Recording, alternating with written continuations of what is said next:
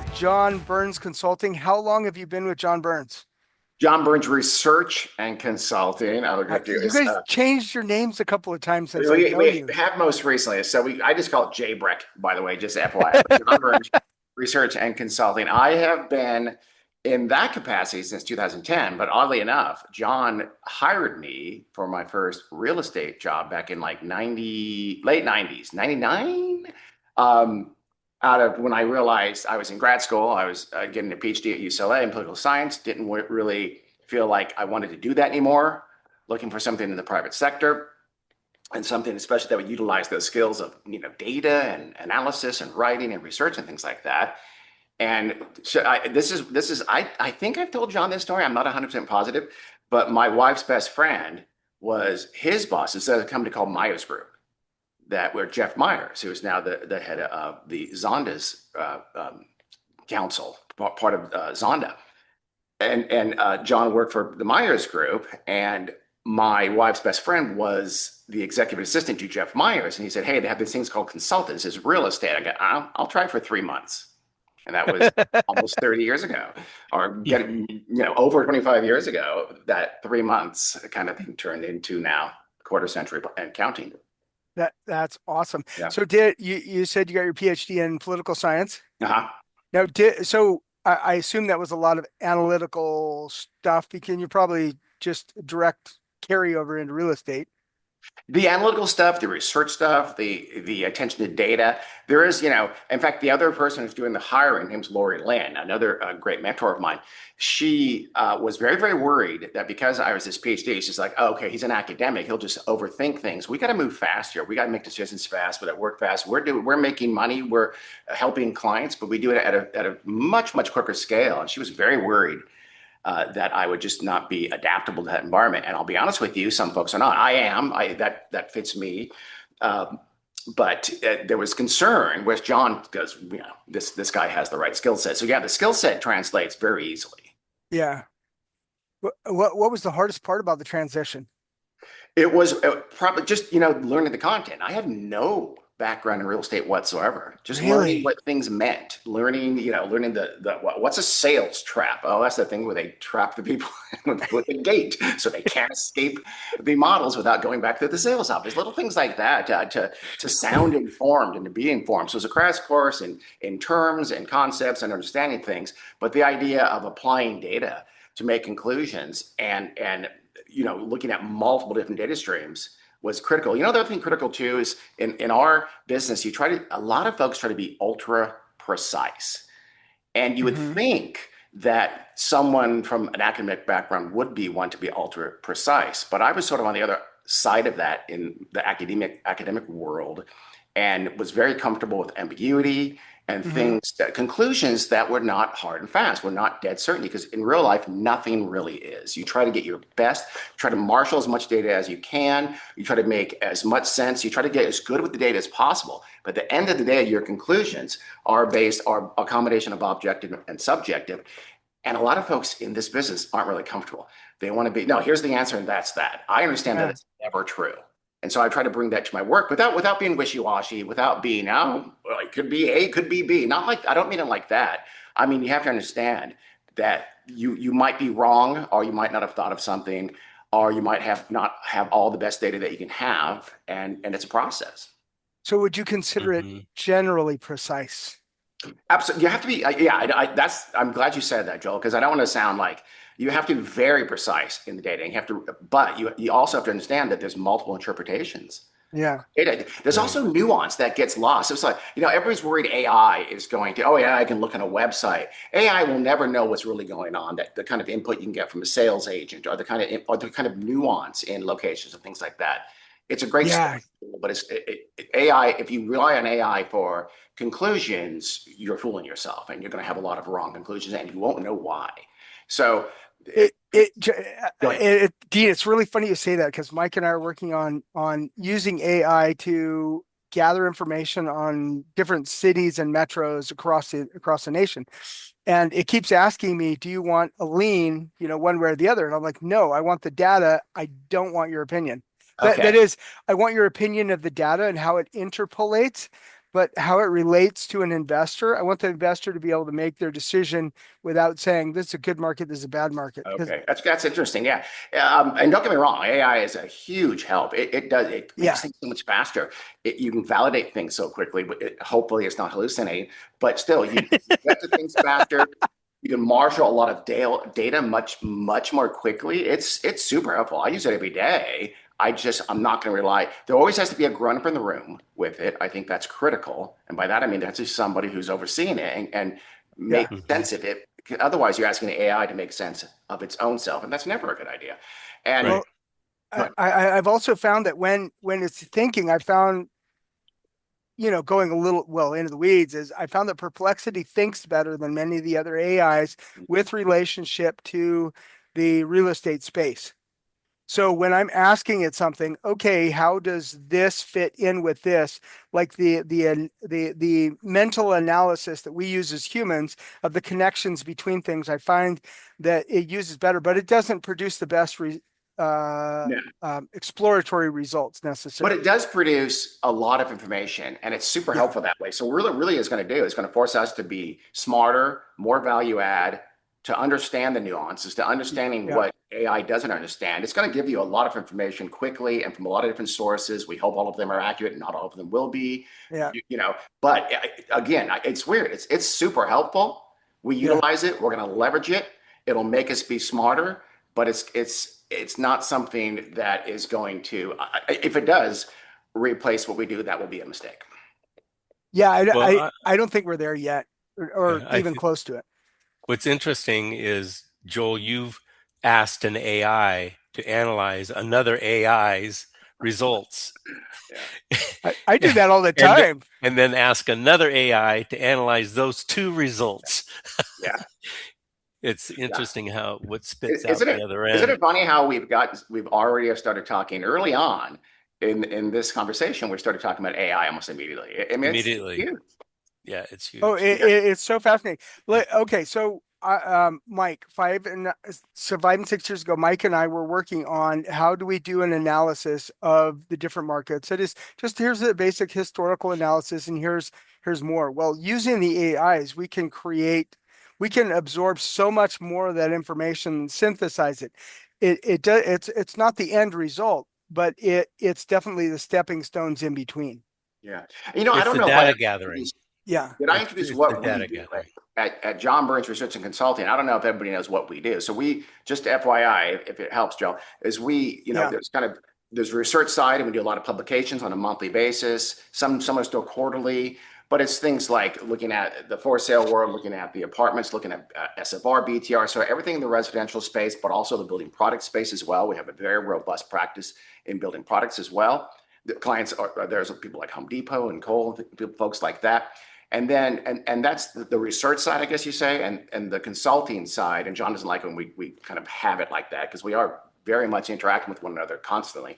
But on the consulting side, so we're doing engagements with builders, developers, land bankers, people like that to help them figure out a specific development. It's pricing, it's buyers, the all those kinds of things, the absorption they're going to do for specific usually residential developments, both for sale and all kinds of for rent as well. Right. So my question, adding on to that or subtracting from it, whatever, is how do you guys get paid? So if you have the data and you create the reports, but a report is not germane, it's germane to the industry as a whole, not to a specific partner or Okay. So Well, it is on the research side. You're right. It's germane to a class. Like we have a report about build to rent. We have a report about the apartment market. We have a report, etc. We have a regional report, a national report. That is a subscription basis. So we have all the okay. clients, and again, folks interested in the real estate space subscribe for that monthly data. They can do a national, and again, and we have reports at the metro area for, God, I should know this. It's almost 100 metropolitan areas throughout the Mhm. country. Right. That's the research side. For our side, we are doing site-specific reports on the consulting side. So we So somebody comes to you and says, I have this question about this site in this location, exactly. and Yep. okay. Sometimes it's more broad, like I'm looking at this market, help me out with demand, supply, help me out with a buyer profile. Usually it is site-specific. Okay. And the consulting I assume is like hey, if you can answer these questions, then I'm going to pay you X amount of dollars, or if I can answer these questions, you're going to pay me X amount of dollars. Is Well, that how it we works? Or effectively, so what I'm doing is market feasibility studies. okay, So they'll pay a discrete price for that market feasibility study to help them figure out what they need, what they can do. Is it realistic? Sometimes it's for the builder. Again, we do all kinds of work for the builder side, the developer side, but also for the capital side, the land banking side, the money side, and then also the landowners and occasionally governments or school districts as well. Like right. bond issuance. So schools have to look at absorption over time if they're going to issue a bond. We'll sometimes help them figure out how residential is going to absorb in that city or whatever. So you do charge more to the municipalities than everybody No, else, or no, I don't think, no, I've never thought of it that way, but no, we don't gouge the schools. No, not at all. For sure. No. well, it seems to be the trend these days. I was just Really? saying. Never. Yeah. No. Uh, yeah, all joking aside, yeah, I love John Burns. I mean, I think what he's created, the company, what you do, it's amazing. You know, I'm a data geek, and I'm not a school data geek because I only got because I had to learn all this stuff kind of school of hard knocks, but I so appreciate like looking at your stuff. And I heard John Burns on a podcast, I don't know, 3 or 4 months ago. And in like 25 minutes, he explained like 4 hours worth of content. It, I've had him. I do the New Home Insights podcast for John. That's what yeah, we do, and yeah. and I've had him on. I think 3 times to have him on, and yeah, no, he cuts to the reality of it very quickly and always makes really cogent points and things that people aren't always thinking about. And the key is this too. Mhm. Our brand is the truth, the cold hard facts. So like Yeah. my stupid little saying is I want to see the vision, but I don't want to drink the Kool-Aid. So I understand where you're coming from if you because a lot of develop, folks fall in love with that piece of land and they think Yeah.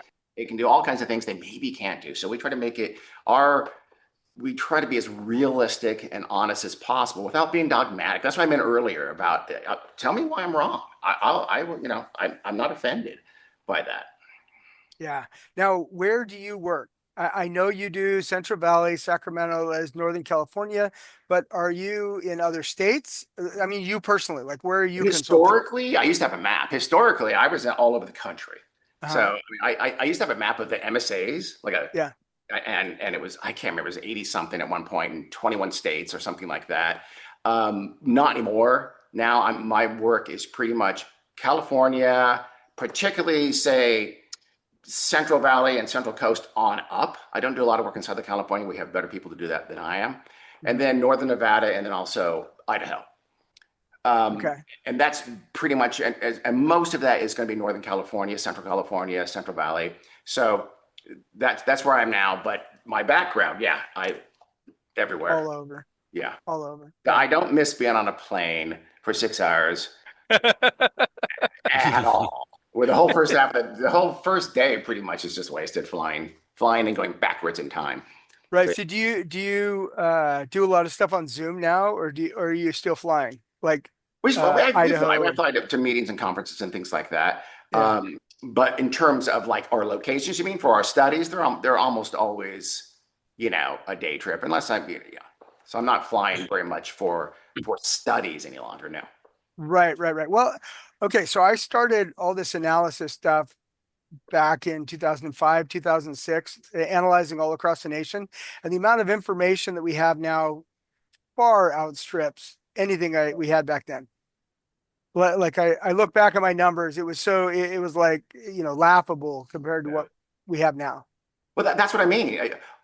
There's always going to be, and that's going to be true a year from now, and a year from now, and a year from now. Yeah. Our job is to stay on top of that, utilize those tools like AI that we can utilize to make ourselves better, smarter, more nuanced, understand what's really happening better than any robot can, and make sense of it to our clients. And that's what we try to do every day. Right. Okay, so quick question about Nevada. Mhm. Are you essentially saying that you don't count Las Vegas and surrounding areas? That's I, not I part of I do. yours? I just don't do Vegas. There's we have another folks in other offices that are have much more experience in Vegas Yeah, side. is that the LA Vegas? It was I think it is. It's one of our guys in one of our Southern California offices. Okay. Those But big. northern. So Yeah. what are you seeing in trends in Nevada? Like, Reno, honestly, like Reno area, Greater Reno is actually doing, if you're entry level, if you can get something that's really affordable, you're doing pretty darn well right now. It's surprising. They're holding up pretty well. So I've seen three, four, five. I've seen D.R. Horton with 6 or 7 sales a month for some of their stuff. They're hmm, actually, if you can hit that price point that's comparatively affordable for Reno, you can do really, really well right now. Toll Brothers is still doing well with that upper crust buyer. They're still getting a ton of the California buyers. they're And just and by going the to way, the Reno. Pacific Northwest as well. We always forget that. Everybody thinks they're all California buyers. There's a good core of folks from the Pacific Northwest who will move to Reno as well, whether retirees or reloads or what have you. They're mostly retirees. So I still augmenting their market at the high end. It's more of a Yeah. primary local buyer. At that entry level end, it's still holding up pretty well. Jobs are positive in Reno. It's not a super high paying and high median income kind of environment, but Yeah. it's high enough to afford what stuff in the fives and that can sell pretty well, Well, surprisingly well. it seems to me like the turning point for Reno is really Elon Musk moving the batteries there, and then kind of a whole Mhm. bunch of. I mean, I'm not in the arena, right? I And then a actually whole bunch of things moved we over, should and agree to disagree on that because I think that was a billion two scam. Basically, it hasn't brought the job. I saw this not that long ago. The average job that for Tesla was something like $25 an hour. It's not a lot of high paying jobs. It's okay, mostly fairly mediocre jobs. It really hasn't, and it's not gone beyond that. That whole Tahoe Industrial Center area, there's some big plans for it, and they've had some big movements, and it's dynamic and it helps their economy. But I don't think the Tesla things helped them. It was kind of like 20 years ago, Boise got Micron and they got HP, and it was going to be kind of the new Silicon Valley and the sagebrush or something like that. It yeah, never really happened to a right. degree they thought so. I think Reno thought they were going to do that also with Tesla. It hasn't happened the way they were hopeful. Again, don't get me wrong, their economy is holding up well. They're still creating jobs, but it hasn't been, I don't think any switch was turned on. I think you got about a billion two in benefits, and they will never get that back. Hmm. That's my personal opinion, by the way. No, that's It's why I not my asked, Jay is because I Brett don't know. opinion. I what I saw was okay, and kind of watched Reno. Nothing really was happening. All of a sudden, Yeah. Musk moved up there. A bunch of other little companies moved up there, and then I just hear about the big swaths of new construction It and was like switch and go, but they weren't creating many jobs, and they weren't great jobs. Like this whole mm, there's like a million square feet, I think, and is it? I'm going to misquote. Is from a tech company, but it's like 300 jobs. Think about that Yeah, ratio. So yeah, yeah. that's not much. It it's didn't not take much. many So people to run that place. Yeah. yeah, Yeah, it's not been a huge.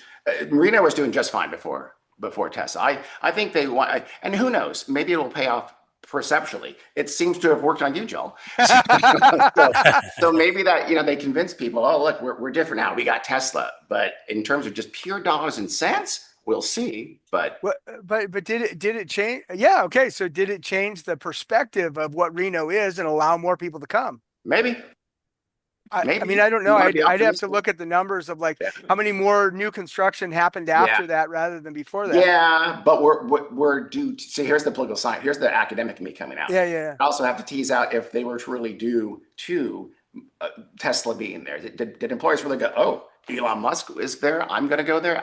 I don't know that that's true. Oh no, I would agree that it's probably not directly, but Yeah. my thought is it opened people's concept of what that is.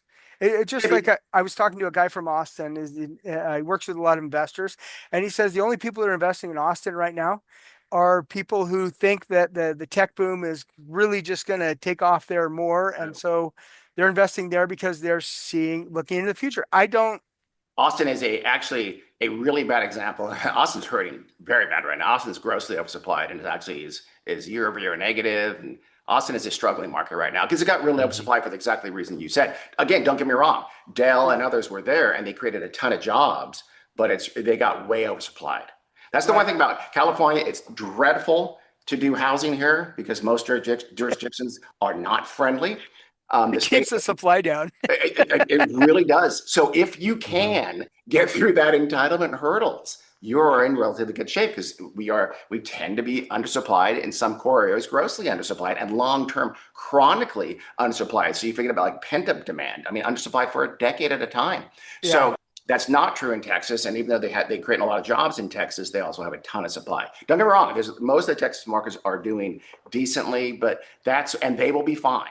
But it's those Sun Belt markets in Texas, in the Carolinas, and in Florida that are really hurting right now because they had so much of a supply overhang when the mortgage rates got higher in early 22 and really started dampening demand with the locked-in effect. They were most exposed to that. They're still working their way out of it. They will work their way out of it. They are still creating more jobs than most California metro areas are, but they're not. But right now, their supply and demand is out of whack. Right. You mentioned the Carolinas, North Carolina or South Carolina? Both. Really? And are you talking about I forget, pharmaceutical triangle or the education triangle, The whatever it research is? Yeah, triangle. up in Research Raleigh. triangle. Yeah, Thank you. yeah, in Raleigh. Yeah, Raleigh, Charlotte, Durham, I think. Hmm. Um, I don't know. I don't work in that market. I look at the national stuff as often as I can. I know that area. The Carolinas have been, higher incentives relative than a national norm, and Oh, okay. Yeah, yeah. relatively more oversupplied given this decrease in demand we've seen over the last couple plus years. So, but again, there's no question that that Sun Belt, those smile states, will Yeah. recover and Oh, once yeah. again be the kind of the housing market leaders for sure. Yeah.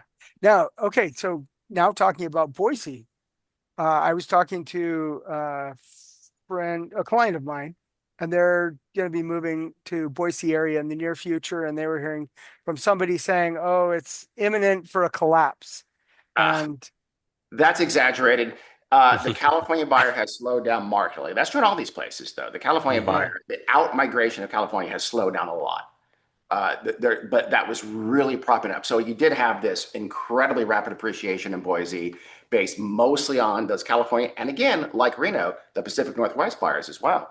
And they were, because there's a lot of tech there. It's a similar situation where it's undersupplied, a lot of tech, a lot of good incomes, hmm, super high housing prices. You can go to Boise and reload, work from home, even commute once or twice a week, or be a kind of an early retiree. And it was really propping up that Boise market. And it got to housing prices that were out of whack with primary buyer incomes, with local buyer incomes. So there's been some pullback, and it's struggled.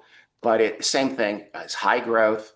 It will long term be a positive jobs market. It has some quality of life factors that help it draw and attract folks. It's quieter. It's not the same kind of hustle and bustle some of those people are trying to escape. And it's same thing. I think Boise will be fine. It's scuffling. There's no imminent collapse. I think the bad has happened. I think yeah. what's interesting about Boise is the surrounding towns and cities and communities now became affordable to the people that can't afford to be in Boise. Nampa, Caldwell, some of the other little towns up there Yeah. have experienced some really good growth Yeah. I mean, that's where and most of price the growth. increases. Yeah, we did a number of studies in Caldwell and Meridian and places like that, and some in Yeah. Boise.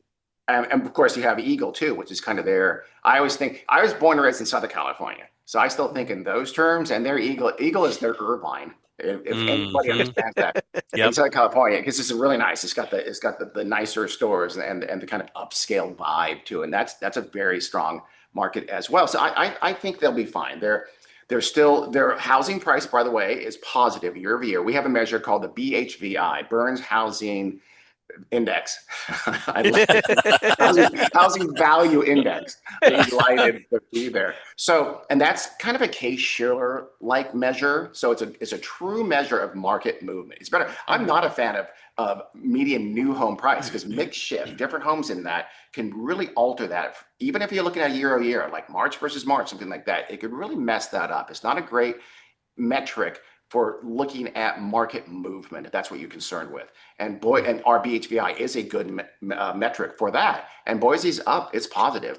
It's 1 or 2% positive. Not great, but it's positive. I'm almost positive their sales are up. So I would argue Boise has been through the worst it's going to be this cycle.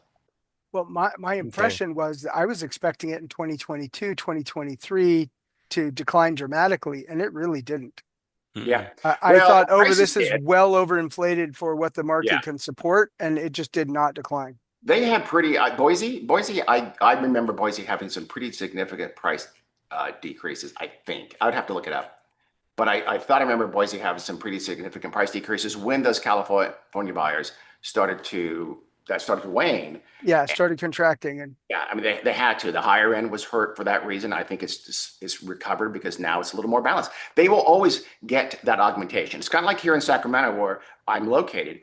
People forget. People think, oh, the COVID days are over because all those folks who can now work from home and were moving from San Jose or someplace like that where they had a shack or they rented more likely, and they didn't have to move within an X amount of drive. They can go as far as whatever mountain house they can go all the way to Sacramento and not worry about that drive. So Sacramento boomed during the pandemic.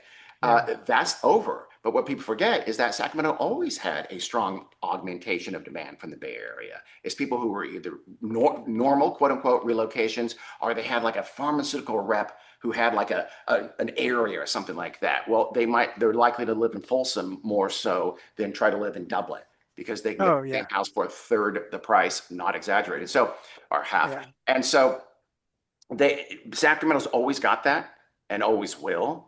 So it helps with the local primary buyers in Sacramento. And the same thing, Boise always got those Pacific Northwest and California folks who were relocating or retiring. So did Reno. It's just not as much as they got during the pandemic. Yeah, it always seems to me in Reno, every time I drive there, it's like where the trees end. It's like, okay, we're gonna draw the state line here. Well, it's cold. I had one. I shouldn't say this. I like Reno, and I do studies in I, Reno. I like Reno too. I But hear there's lots of wind there. Yeah.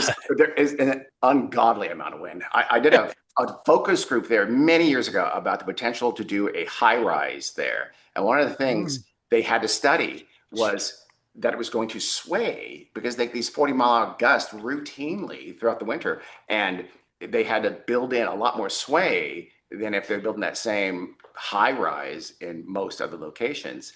And we right. had to sort of test the response to that. And the focus group were mostly locals. So they got it, but I can't remember how much it was. But it was no, you'll feel it. you, He you'll be gets a little, seasick on the yeah, 10th floor. I don't know. So it was like a 2 foot sway, I three can't foot remember. sway. It was enough where it's like you'll Bolt, notice it. You'll notice it. bolt your Yeah. desk down, Yes. bookcases bolted to the wall. They did not do that high rise. That was one of those. It was probably like literally '04 or something like that, where it's just like we can do anything, anywhere, and sell homes. The world is going to be like this forever.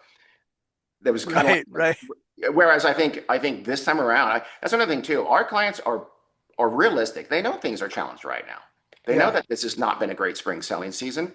That incentives are virtually universal. That it's going to be a process to sell homes to any prospect. It's going to take longer than it usually does. There's going to be it's going to be harder to qualify people, things like that. They understand that, and the new home builders have proven one thing: they're incredibly adaptable. Remember how they adapted to the pandemic and figuring out how to do things on Zoom and stuff like that, and how to do DocuSign and things like that, and still figure out the process and do virtual reality. That turned out to not be a great idea, but they figured out how to survive and not and be ready for when the market suddenly quickly turned into a really strong sellers market very quickly during the pandemic, and that technology is still helping them because people are more likely to want to go online first than they used to be, or be almost 100% online. Yeah. So it's still evolving, but builders are being adaptable now. They're customizing incentives, figuring out what is it always a buy down? It's not always a buy down. It might be something else that they need. So Now, in January during the roundup, we were talking about affordability, and you were saying that was one of the big linchpins of this market. yeah, it's a hurdle. It's the biggest hurdle. It's the single biggest hurdle is that housing prices are out of whack with incomes. There's no question. And of course, the mortgage rate just made that much, much harder because people have to Yeah. compute that into a monthly payment, and that just made it massively more difficult. We've had now quite a while of negative and soft negative price change, or even softly positive price change. So that's kind of alleviated that to a certain extent. Mortgage rates, they were coming down. They went back up today. I look at those things daily, and they popped up a little bit today. I don't know why. Who knows? And so we try always to keep on top of those things. But I don't know. Just to finish that thought, new home builders I think have have become really, really good at figuring out what those pain points are for folks and trying to figure them out. And one of those things is buy down. So people talk Yeah. about how, oh, if mortgage rates get down to like 5.5 or something, it'll open up a lot more demand. That's true in the resale world. In the new home Yeah. world, that's been available or lower than that for quite some time now, and that's Right. Right. probably their single biggest advantage against the resale world. Yeah, that's one of the things that I think is more difficult in the resale. Everyone's bifurcated. Every seller is an individual seller. They're not Yeah, yeah. uh, uh, uh, one of the big home builders, KB Homes, Mhm. that has however many different projects going and however many different sales at any one time, where But they can act in bulk. that also works in favor of the reseller too, because a reseller can afford to be a little more patient. Yeah, You don't want to be on the market yeah, the yeah. same That's true. days, but you can be. Those guys Yep. have to sell whatever, Hmm. 2, 3, 4 homes every single month. So Yeah. that kind of pressure isn't nearly as true in the reseller. So if they want to be a little more price oriented, they can be in a way a new home builder not always can be. And 2022, I didn't see the constriction in the new construction like I saw back in '08, 9, 10. Yeah, I mean, they really just yeah, went to nothing really yeah, until 2013. That's when I saw it. In fact, I have a really yeah. funny anecdote. I had lunch with John Orr, who was the Building Industry Association president, and this was, I think, 2011. It was January or February, and the day before, the news came out saying that it was like 60% more homes sold this month or something Mm. like that. And he says, it's easy to have, or no, it's 20% more homes. He goes, as soon as we met, he goes, it's really easy to have a big jump when you go from nine Yeah. sales to 11 sales. Yeah. Yeah. The denominator was really the time one versus time two was Yeah. very favorable for those. Yeah. Like Yeah. nothing was Yeah. going on. It Yeah. just, had two more sales. And so it's a 20% increase.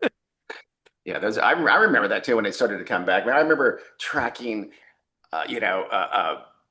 repossessions and things like that and trying to separate sort of more organic sales versus some kind of a bank sale or something like that. And Yeah. because that's two different data points, but they did set the market for a long time there. Yeah. We don't want to go back to that. No, no. And I didn't see that in 2022. I No. felt like Well, there was remember some contraction, but not too much. COVID, the worry about COVID, the angst about COVID lasted what, 3 months, literally. I mean, Yeah. and then very quickly, when all of a sudden all those folks realized, wait a second, we're starting to work from home, that might last a while. It untapped this latent demand that was overwhelming. I always knew it was there. I remember thinking about that. It was always there. If you can figure out work from home and work from home has been sort of just gradually pushing up for a few years by then, pre-pandemic. Suddenly it exploded. So Yeah. there was every reason to think that was going to happen. And it did happen. And it happened very quickly and turned what looked like a disaster into the strongest market since the early mid aughts. COVID did a lot of different things at that time. It allowed us to advance what we do 10 years further because Zoom was Yeah. coming Yeah. popular. Yeah. It just got done within months where it normally would have Yeah. taken 5, 10 years. Yep. Because And you have then, Yeah. to. yeah, because you have to. Yeah. And, when COVID first hit and the market started slipping, right then at that moment, Joel, you and I had a conversation. I Yeah. said, this is going to be short term. And when it comes out the other end, it's going to explode. It's going to be crazy. Yeah. So, And it was um, quicker and than every most folks thought, but yeah. exact, I Yeah. kept saying it's going to be a 3 month, maybe four Yeah. month, and then it's just going to go nuts. Yeah. And I can't tell you how many agents we've talked to during that period of time. And in our office, buyers were canceling their Yeah. transactions Everybody because was. they were freaking out. That's right. It's And funny you say that because where we first noticed it was seeing cans stayed high, but seeing a comeback in new sales and measuring not the net sales, but the total sales, which you usually don't want to do. It's a bad metric. But in that case, you went and we started seeing yep, those new sales leak up if you take out the cancellations, harming that net sale metric. And that's where you saw, right, okay, there's something here. Demand is starting to come back. right. And we were telling Yeah. clients, hey, if you don't buy this now, today, and continue forward, you will Hmm. be priced out of the market and you will not own a house Yeah. because Yeah. you're qualifying price point just went down. It could go down 10,000, 20,000, 30,000 overnight. And that's exactly what happened. The And difference is with the today, rec- the, though. the, Go ahead. the I'm sorry. issue is identifying that kind of a Oh yeah, situation yeah, and being prepared for it and watching it yeah, closely. That's where you come in. You tend to see these kind of trends, just like 9/11. 9/11 was an event, and whenever we have 9/11s, COVID, those are just events, and they're short term. yeah. So they always seem to come back strong within months after Yeah. the They event. don't, but you have to, you can't be like during COVID without absent that $5 to $7 trillion of federal help, that doesn't come back. We have a depression without question Right, Oh whatsoever. yeah. right. You still have to be proactive and do what you need to do. Where it's different now is buyers right now are feel this cumulative anxiety. Remember, it was immigration. We're not really talking about much anymore, but that's hurt a lot of buyers, especially here in those tech-centered areas. That's really hurt the housing market because they're worried about, is their H-1B visa going to be there? Are they going to have their parents be able to visit for the summer like they often do? Something like that. So Right. are they going to be even in the country in a year or two? But it was tariffs. Remember, it was tariffs. It was immigration, and then it was inflation and gas prices now, and now it's and of course it was mortgage rates before that, and now it's also the war. Buyers just feel this accretion of concerns, and so they're really anxious right now for a variety of reasons. The kind of good news is that most of those things are self-inflicted wounds. Tariffs, immigration, those things can go away. Those things Yeah. could stability.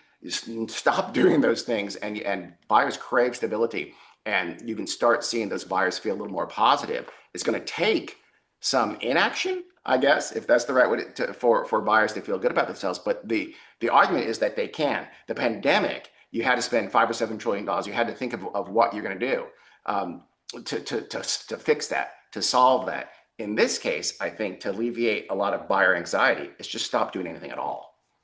Right.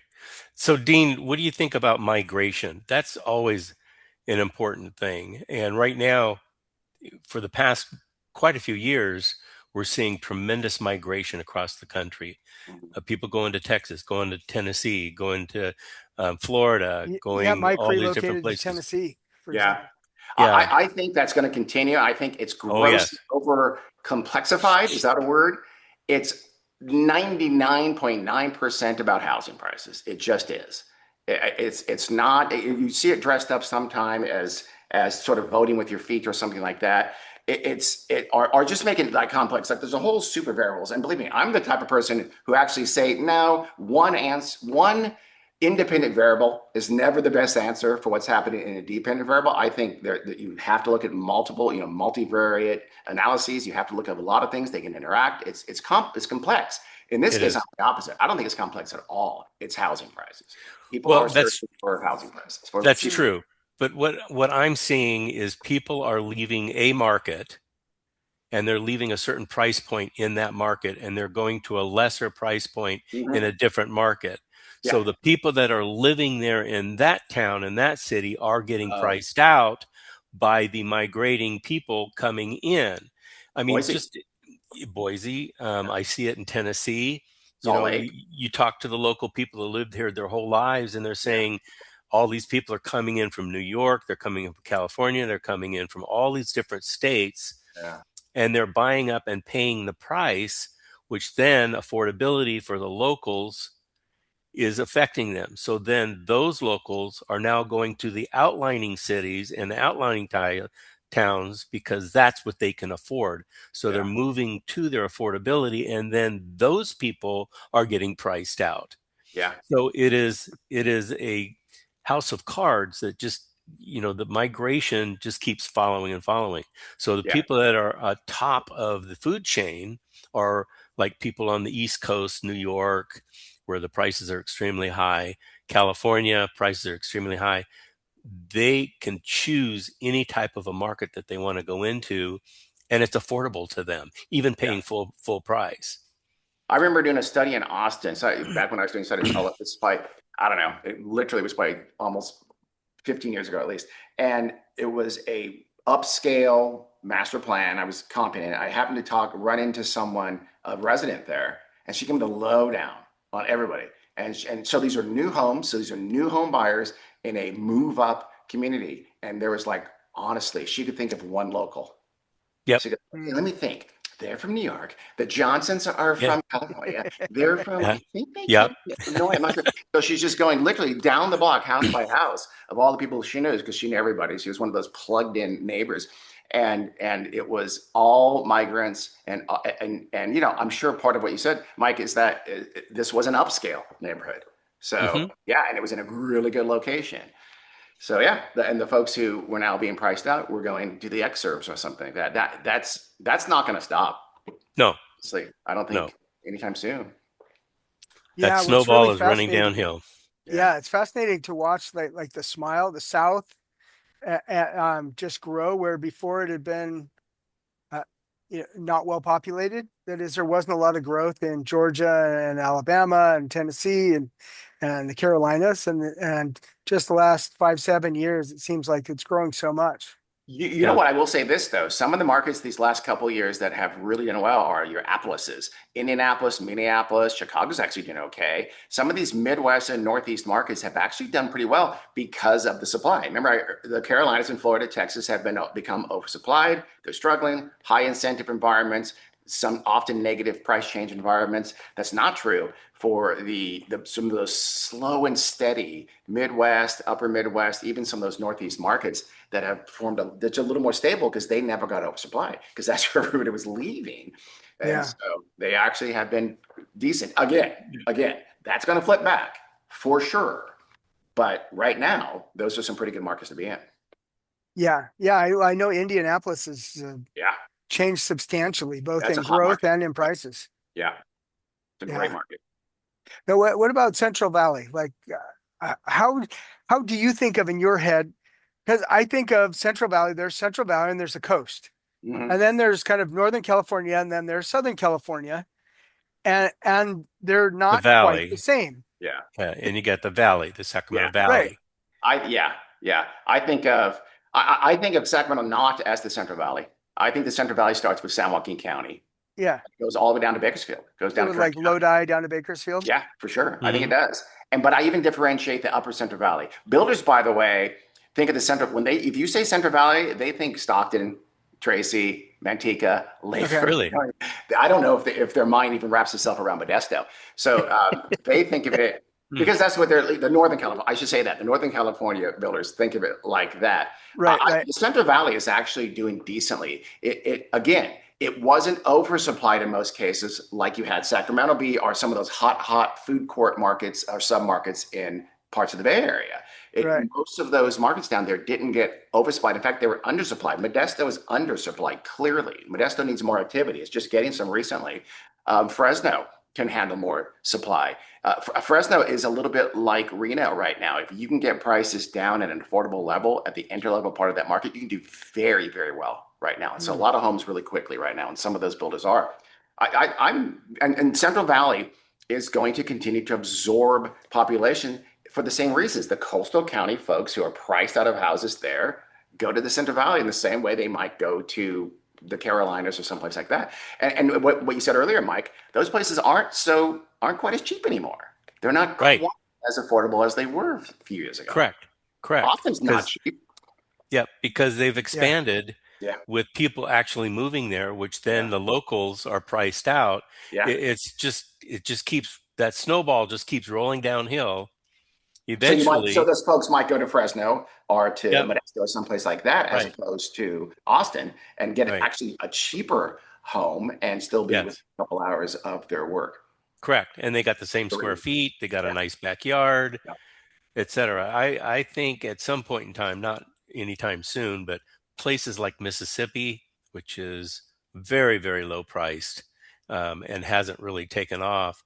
Detroit might even come back at some point in yeah, time because it's going to be affordable. yeah, And if you're $100,000 to $200,000 price point neighborhood and that's where you live, where are you going to go and buy $100,000 house? yeah. Well, Well, that's back in time for $100,000, but well, you it, can do that. You could do that no, in like Mississippi if you're a or tiger. Wait, are Today. you saying going to Mississippi is like traveling back in time? I'm not sure what you Yes, exactly. There are communities there. I wouldn't want to live there, but because or I wouldn't want to live in Detroit either I would because no, no, hard. Are but there vampires if that that's help? all you can afford, Yeah. I eventually it'll all work out. what So was the movie with the movie with Michael B. Jordan with the vampires? Was that Mississippi or was that Alabama? Sorry for I forget. It was a great I movie. I remember great. that. yeah. Uh, that's are you saying it's still like that? Wow, Yeah. controversial, Mike. Controversial. Yeah. Yeah, I can Yeah. see that happening. I mean, no one would have thought that Mobile would boom, the way Yes. it has. So I imagine Or Huntsville. 30 years ago, or Who thought Huntsville who for sure. Yeah. yeah, Although Huntsville always I always have a soft spot for if you have a major university, I think you have a built-in advantage there. you Uh, do. and You they have do. a major university there. Well, Yeah. that's the aerospace center of the United States now. Yeah. I mean, that's just, they just chose that spot and it's just turned out to be a big Well, boom. it helps to have a very, very powerful. I think it was a senator back in the 1960s that made that happen. So it helps to have that. Really? Same reason Texas. Yeah. Also I Oh, think that was Houston? Wisconsin, I believe. Yeah.